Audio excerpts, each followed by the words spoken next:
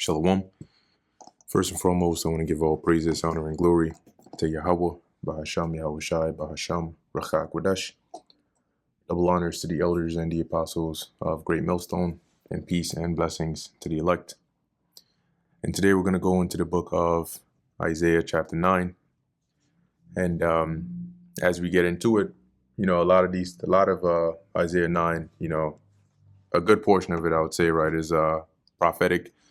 But as we go into Isaiah 9, it's pretty much continuing from where Isaiah left off, at least to us. But I'm sure in his time, it was all in one saying.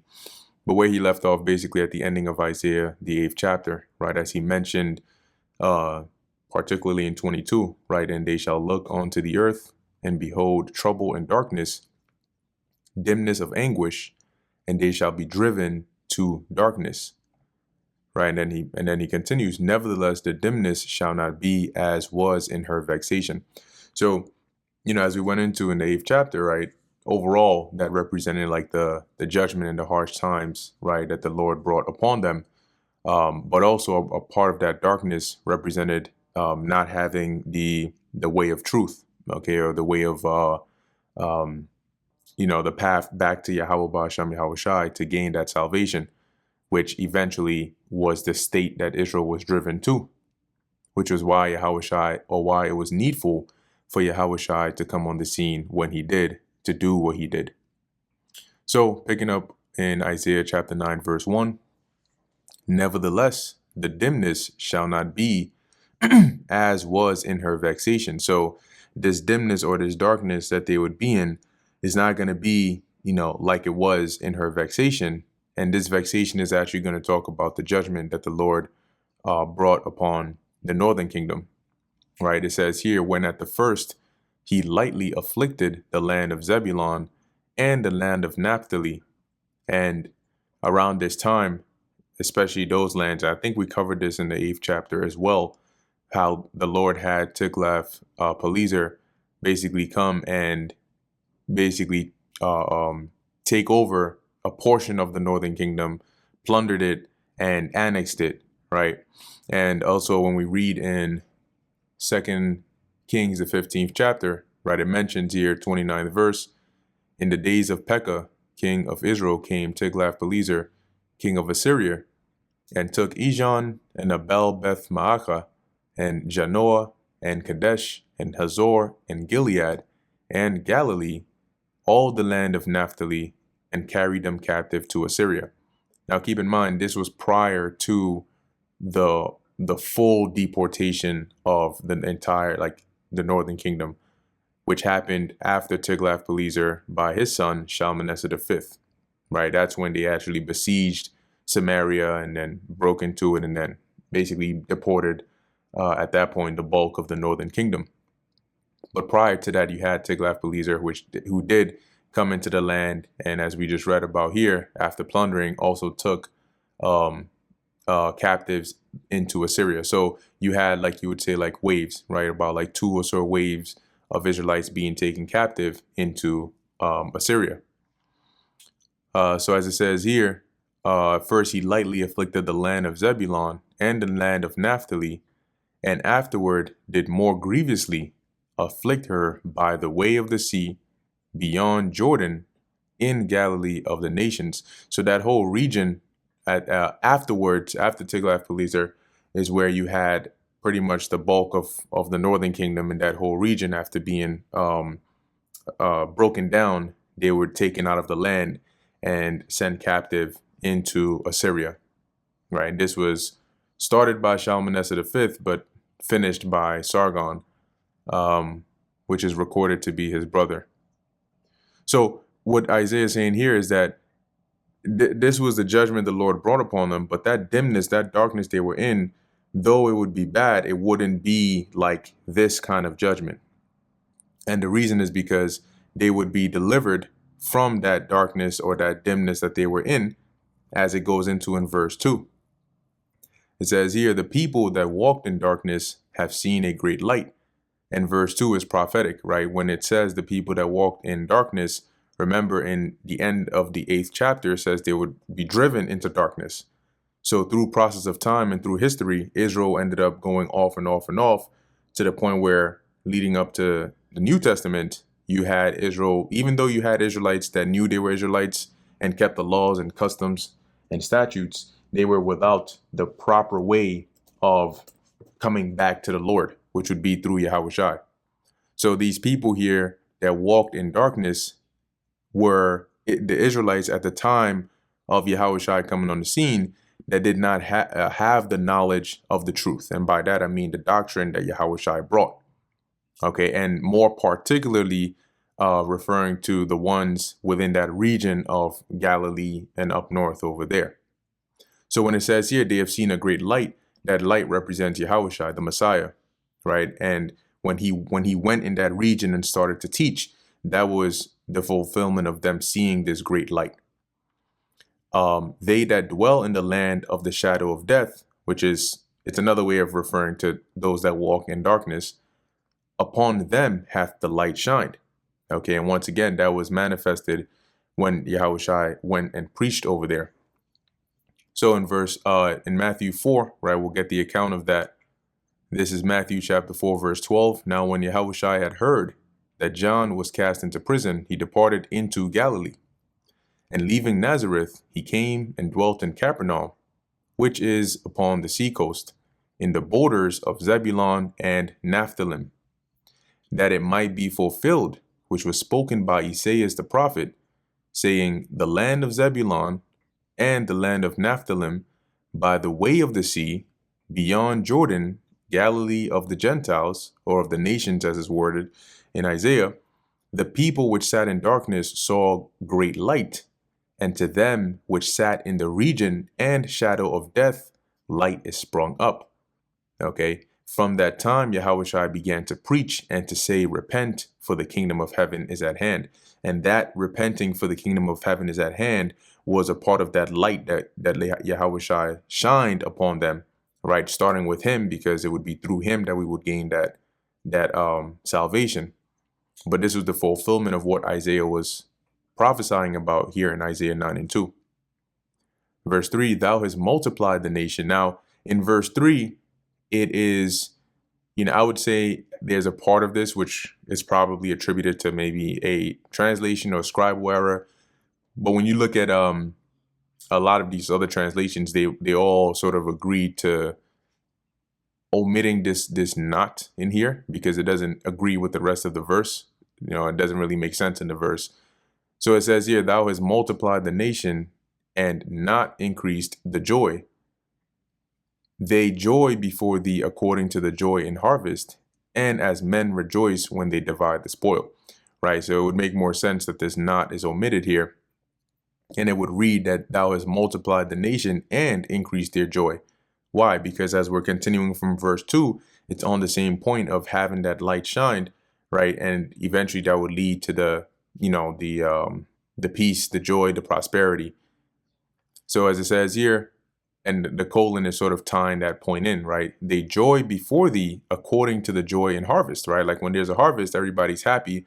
You have a surplus, an increase in crops, food, celebration, X, Y, and Z. As men rejoice when they divide the spoil, right? Imagine you either go to war or, you end up,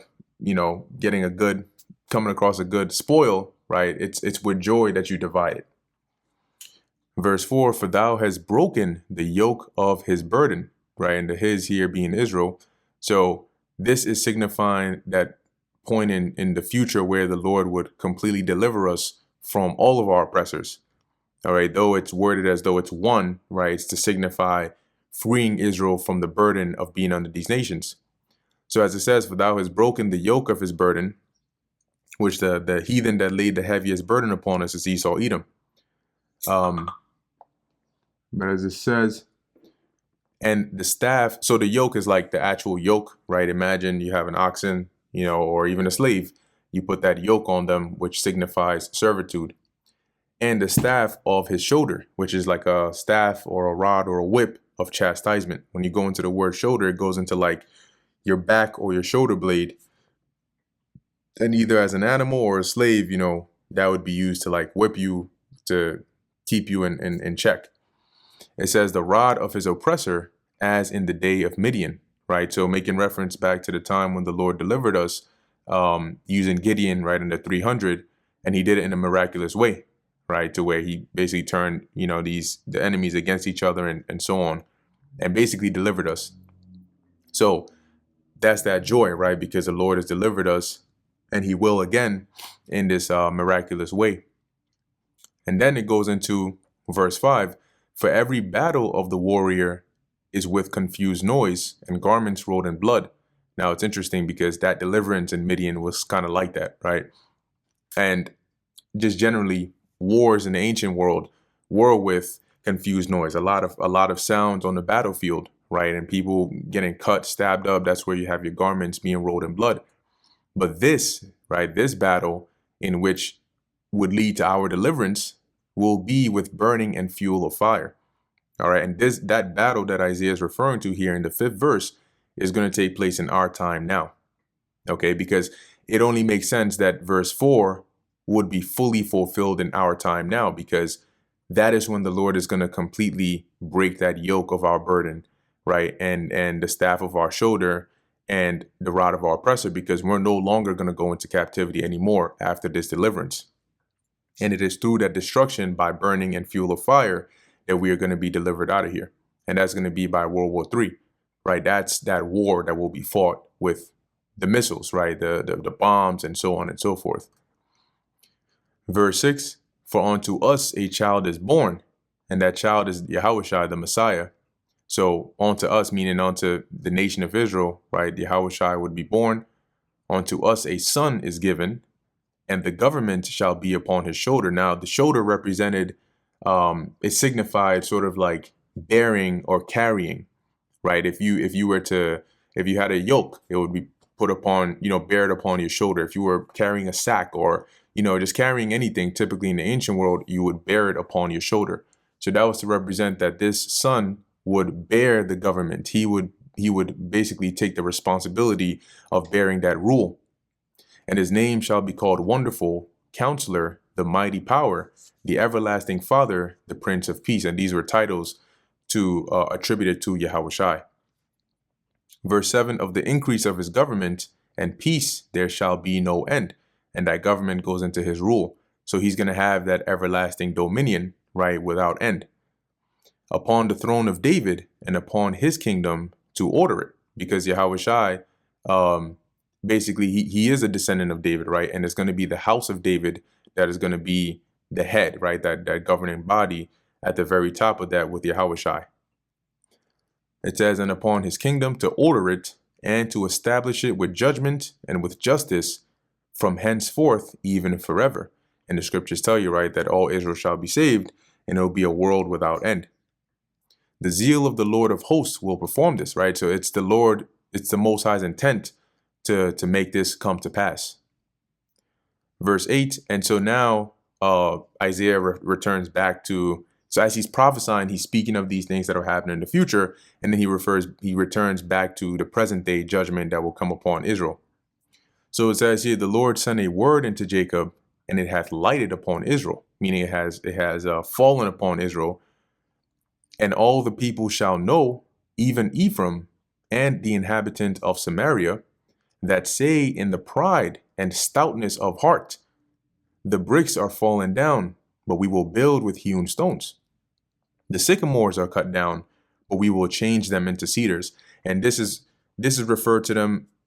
This is to signify the stoutness of their heart and their pride, because here it's signifying that when the Lord brought judgment or brings judgment against them, they're still proud in their mind, and rather than repenting to the Lord, they in a proud and rebellious spirit are like, we're going to be unfazed and we'll still come back and build again. Right. So they're basically keeping their heart hard against the Lord.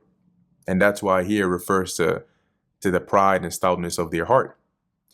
Verse 9, therefore the Lord shall set up the adversaries of Rezin against him. And Rezin was the king of Damascus or Syria.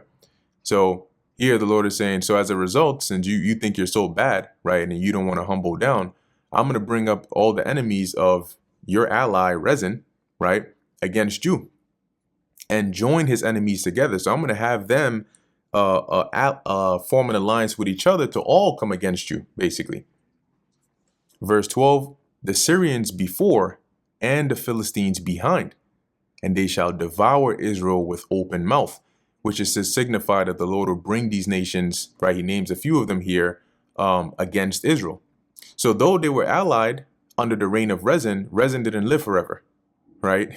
And so similar to how in ancient Egypt, the Pharaoh that knew Joseph treated us well, but when he was dead, that relationship was gone.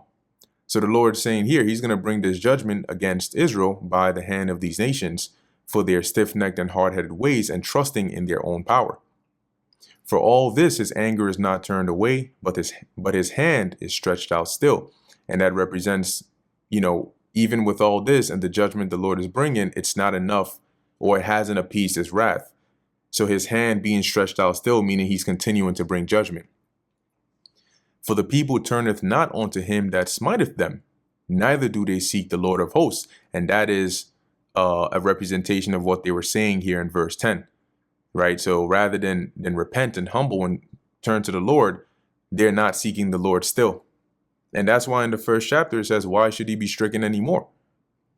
Verse 14, therefore the Lord will cut off from Israel head and tail, branch and rush in one day, right? Which is to compare the height, the nobility, the rulers to even the average individual, right? And that's the comparison between the head and tail and the branch and the rush.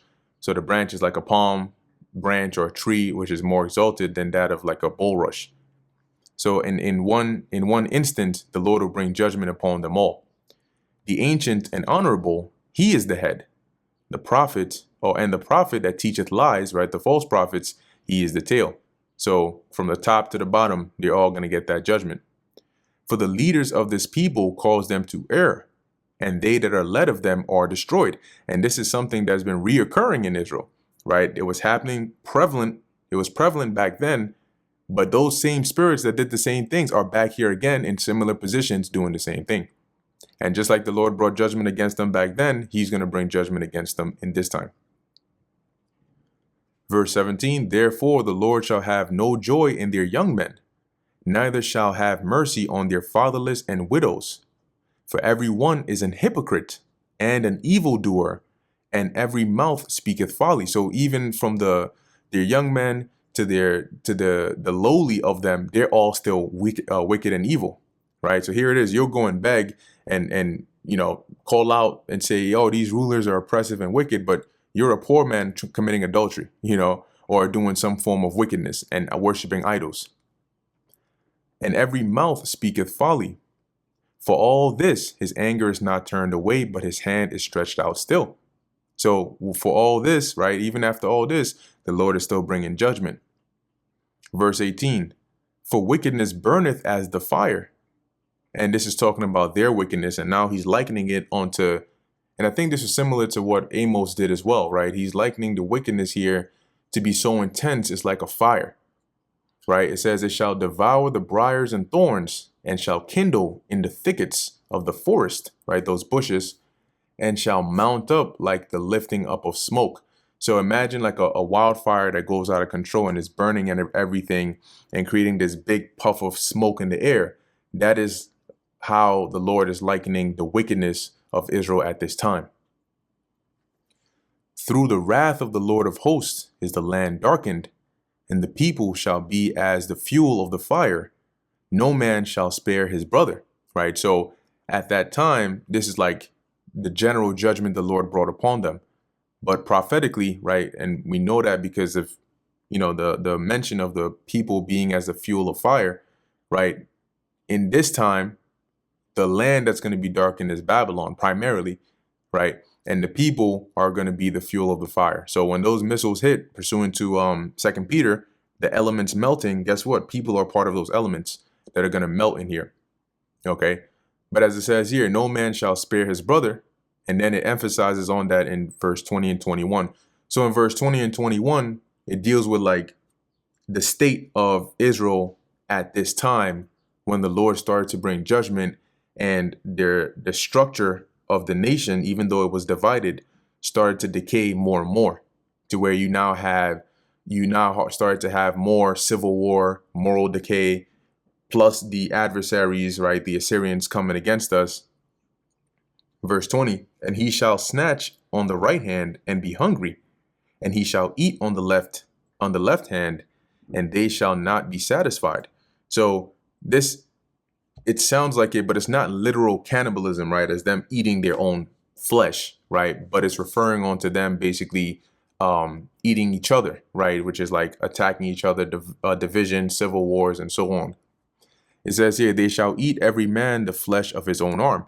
And so the left and the right is likened on to the neighboring tribes, right? And the flesh of their own arm is likened on to like self-destruction, right? So the rulers ruling in a manner that brought that wasn't conducive to, you know, a peaceful reign that would then preserve and sustain the people, but also these tribes, these intertribal wars that they were having. And when you read the book of Kings, you'll see it all throughout. As it says here, Manasseh, so it emphasizes this, what he means by this, right? Manasseh, Ephraim, Manasseh, right? Eat on the right hand and then eat on the left. And they together shall be against Judah.